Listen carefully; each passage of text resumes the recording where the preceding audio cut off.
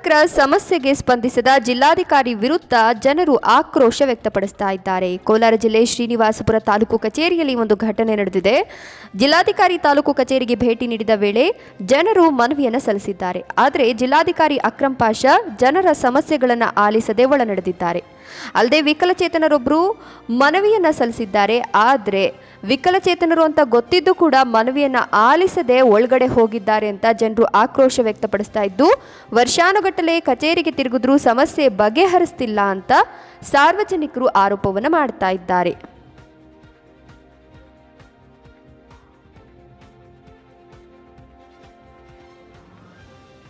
PR Suryanarayana, Karnataka ಪ್ರಾಂತ ರೈತ ಸಂಘದ ರಾಜ್ಯ ಉಪಾಧ್ಯಕ್ಷರಾಗಿ ಇದೇ ತಾಲೂಕಿನವನಾಗಿ ಇಲ್ಲಿ ಜನರ ಮಧ್ಯೆ ಕೆಲಸ ಮಾಡ್ತಾ ಇರ್ತಕ್ಕಂಥದ್ದು. ತಾಲೂಕು ಆಫೀಸ್ ಮುಂದೆ ಪ್ರತಿ ವಾರದಲ್ಲಿ 4-5 ಹೋರಾಟಗಳಲ್ಲಿ ಅನೇಕ ಸಂಘಟನೆಗಳಲ್ಲಿ ಪ್ರತಿನಿತ್ಯ ಚಳುವಳಿಗಳನ್ನು ಮಾಡ್ತಾ ಇದ್ದಾರೆ. ಕಾರಣ ಇವತ್ತು ಒಂದು ತಾಲೂಕಿನ ದಂಡಾಧಿಕಾರಿಗಳಾಗಿರ್ತಕ್ಕಂಥವರು ಇಲ್ಲಿ ಅದರ ಭಾಗವಾಗಿರ್ತಕ್ಕಂಥ ಅನೇಕ ಇಲಾಖೆಗಳಿದ್ದಾವೆ, ಈ ಕಚೇರಿಯಲ್ಲಿದ್ದಾವೆ. ಸಂಬಂಧಪಟ್ಟಂಥ ಅಲ್ಲಿ ಸಾರ್ವಜನಿಕರು ಕೆಲಸಗಳಿಗೆ ಬರ್ತಾರೋ ಅವು ಇವತ್ತು ಅಂದುಕೊಂಡಂಥ ರೀತಿಯಲ್ಲಿ ಇವತ್ತು ಆಗ್ತಾ ಇಲ್ಲ. ತಿಂಗಳಾನುಗಟ್ಟಲೆ ಓಡಾಡುವಂಥ ಪರಿಸ್ಥಿತಿ ಇದೆ. ಇವತ್ತು ಇಲ್ಲಿ ಇದೇ ಆಫೀಸ್ನಲ್ಲೇ ವಿಡೋ ಪೆನ್ಷನ್ ಇರ್ಬೋದು ಅಥವಾ ಸಂಧ್ಯಾ ಸುರಕ್ಷೆ ಇರ್ಬೋದು, ಅಂಗವಿಕಲರು ಇರ್ಬೋದು, 4-5 ತಿಂಗಳಿಂದ ಅವರಿಗೆ ವೇತನ ಸಿಗ್ತಾ ಇಲ್ಲ. ಸರ್ಕಾರದಿಂದ ಬರಬೇಕಾಗಿರ್ತಕ್ಕಂಥ ಇವು ಸಿಗ್ತಾ ಇಲ್ಲ. ಅವರೆಲ್ಲ ಕೂಡ ಬಂದು ಇವತ್ತು ಅಲಿಯುವಂಥ ಪರಿಸ್ಥಿತಿ ಬಂದಿದೆ. ಹಾಗೆಯೇ ಸೊಸೈಟಿಗೆ ಸಂಬಂಧಪಟ್ಟಂಥ ರೇಷನ್ ಇವತ್ತು ಏನೇ ಸಮಸ್ಯೆಗಳಿದ್ರು ಕೂಡ ಇಲ್ಲಿ ಆಹಾರ ಇಲಾಖೆ ಇದೆ, ಅಲ್ಲಿಗೂ ಕೂಡ ಬರಬೇಕು. ಸರ್ವೆ ಇಲಾಖೆ ಇದೇ ಕಚೇರಿಯಲ್ಲಿದೆ. ತಾಲೂಕಿನಲ್ಲಿ ಸಾಕಷ್ಟು ಇವತ್ತು ಸರ್ವೆಗಳು ಪೆಂಡಿಂಗ್ ಇದ್ದಾವೆ ಮತ್ತು ಹೋದ್ರೂ ಕೂಡ ಒಂದೇ ಏಕಕಾಲದಲ್ಲಿ ಇವತ್ತು ಕೆಲಸಗಳಾಗ್ತಾ ಇಲ್ಲ. ಸೊ ಅಂಥದಕ್ಕೆ ಜನ ಇವತ್ತು ನಿರಂತರವಾಗಿ ಇಲ್ಲಿ ಅಲಿಯುವಂಥ ಪರಿಸ್ಥಿತಿ ಆಗ್ತಾ ಇದೆ. ಇಲ್ಲಿ ತಹಸೀಲ್ದಾರ್ ಬೋರ್ಡ್ ಹಾಕ್ತಾರೆ, ಮಧ್ಯಾಹ್ನ 3 ಗಂಟೆವರೆಗೂ ಯಾರು ಸಾರ್ವಜನಿಕರು ಮಾತಾಡಬಾರ್ದು, ನಮ್ಮನ್ನು ಪ್ರಶ್ನೆ ಮಾಡಬಾರ್ದು, ನಮ್ಮ ಕೆಲಸಗಳಿಗೆ ಅಡ್ಡಿ ಅಂತ ಹೇಳ್ತಾ ಇದ್ದಾರೆ. ಆದರೆ ಅಲ್ಲಿ ಯಾರು ಸಾರ್ವಜನಿಕರು ಕೆಲಸ ಮಾಡಲಿಕ್ಕೆ ಇರ್ತಾರೋ ಚೇರ್ಗಳಲ್ಲಿ, ಅವರೇ ಇಲ್ಲಿ ಚೇರ್ಗಳಲ್ಲಿ ಇರೋದಿಲ್ಲ. ಯಾವಾಗಲೂ ಮೀಟಿಂಗ್ಗಳೇ ಇವರಿಗೆ. ರೋಣೂರಲ್ಲಿ ಒಂದು ಮೀಟಿಂಗು, ಗೌನ್ಪಲ್ಲಿ ಒಂದು ಮೀಟಿಂಗು, ರಾಯಲ್ಪಾಡ್ ಮೀಟಿಂಗ್, ಕೋಲಾರ ಮೀಟಿಂಗು, ಇಲ್ಲ ಬೆಂಗಳೂರು ಮೀಟಿಂಗ್. ಎಲ್ಲಿ ಇವರು ಸಾರ್ವಜನಿಕರ ಪರವಾಗಿ ಕೆಲಸ ಮಾಡ್ತಾ ಇದ್ದಾರೆ? ಇಲ್ಲಿ ನೋಡಿ, ಇವತ್ತು ಶುಕ್ರವಾರ ಕೊಟ್ಟಿರ್ತಕ್ಕಂಥ ಟಪಾಲಿಗೆ ಸಾಕಷ್ಟು ಅರ್ಜಿಗಳಿದ್ದಾವೆ. ಇಲ್ಲಿ ತನಕ ಅದು ಡಿಸ್ಪೋಸಲ್ ಆಗಿಲ್ಲ. 4 ದಿವಸ ಆಗಿದೆ. ಅಂದ್ರೆ ಇಲ್ಲಿ ಯಾರು ಪರವಾಗಿ ಕೆಲಸ ಮಾಡ್ತಾ ಇದಾರೆ ಅಂತಕ್ಕಂಥದ್ದು ಅರ್ಥ ಆಗ್ತಾ ಇಲ್ಲ. ಒಂದು ನಿಯಂತ್ರಣ ಇಲ್ಲ. ಇವತ್ತು ಒಬ್ಬ ವಕೀಲರು ಇಲ್ಲಿ ಬಂದಿದ್ದಾರೆ, ಅವ್ರದ್ದೇನೋ ಒಂದು ಸಮಸ್ಯೆ ಹೇಳ್ಕೊಳ್ಳಿಕ್ ಬರ್ತಾರೆ. ಅವ್ರ ಅಂಗವಿಕಲರು, 2 ಕೋಲ್ ಮೇಲೆ ಅವ್ರು ನಡೀಬೇಕು ಅಂತ ಒಬ್ಬ ವಕೀಲರಿಗೆ ಅವ್ರ ಸಮಸ್ಯೆ ಏನಿದೆ ಅಂತ ಹೇಳಿ ಪರಿಹಾರ ಮಾಡ್ಕೊಳ್ಳಿಕ್ ಆಗ್ತಾ ಇಲ್ಲ. ಇಲ್ಲಿ ಬನ್ನಿ, ಅಲ್ಲಿ ಬನ್ನಿ, ಆಯ್ತು ನೋಡೋಣ, ಒಂದು ರೀತಿಯಲ್ಲಿ ನಿರ್ಲಕ್ಷ್ಯ ಮನೋಭಾವದಿಂದ ಇವತ್ತು ಮಾತಾಡ್ತಕ್ಕಂಥದ್ದು ಅಧಿಕಾರಿಗಳು, ಜಿಲ್ಲಾಧಿಕಾರಿಗಳಿರ್ಬೋದು ಅಥವಾ ತಾಲೂಕಿನ ದಂಡಾಧಿಕಾರಿಗಳಿರ್ಬೋದು.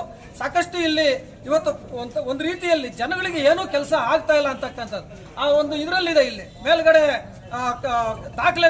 ದಾಖಲಾತಿ ರೂಮ್ ಇದೆ.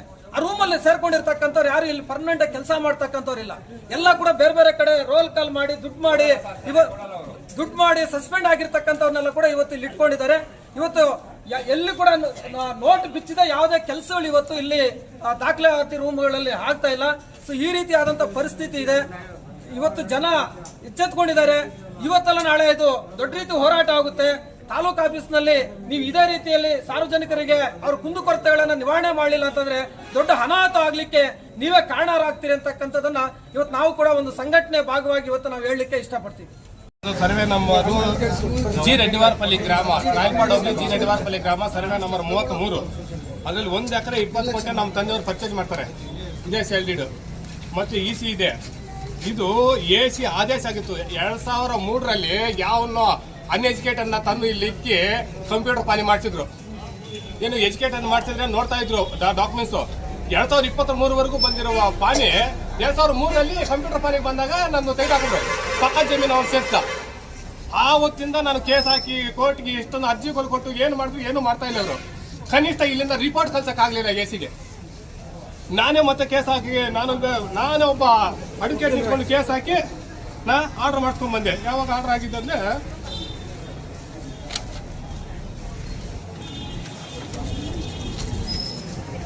21/7/2022ರಲ್ಲಿ ನಾನು ಅರ್ಜಿ ಕೊಟ್ಟಿರೋದು. ಯಾವಾಗ 19/10/22, 1 ತಿಂಗಳು ಬಿಟ್ಕೊಂಡು ಎಲ್ಲ ಡಾಕ್ಯುಮೆಂಟ್ಸ್ ಎಲ್ಲ ಸರಿ ಮಾಡಿ ಒಬ್ಬರು ರಿಪೋರ್ಟ್ ಹಾಕೋಗ್ತಾನೆ. ಅವ್ನು ಟ್ರಾನ್ಸ್ಫರ್ ಆದ್ಮೇಲೆ ಅವ್ನಿಗೆ ಯಾವ ಫೈಲು ಅವ್ರಿಗೆ ಏನಾದ್ರು ಒಪ್ಸೋ ಹೋಗ್ತಾನೋ ಇಲ್ವಂತ ಗೊತ್ತಿಲ್ಲ ನನಗೆ. ಓಲಿ ಬಂದವರಾದ್ರೂ ನನಗೆ ನಡೆಸ್ಕೊಡ್ಬೇಕು, ಅದು ಮಾಡಲ್ಲ. ನಾನು ಹೋಗಿ ಕೇಳಿದ್ರೆ ಆಗ ಮಾಡ್ಕೊಡ್ತೀವಿ. ಯಾರು AC ಹತ್ರ ಹೋದ್ರು ಡೀಸೆಲ್ ಯಾರು ಮಾತಾಡಿದ್ರು ಅಷ್ಟೇ ಮಾಡ್ಕೊಡ್ತೀವಿ ಅನ್ನೋ ಮಾತು ಬಿಟ್ರೆ ಮಾಡೋದೇನು ಇಲ್ಲ. ಈಗ ಕೆಲಸ ನಡೀತಾ ಇಲ್ಲ.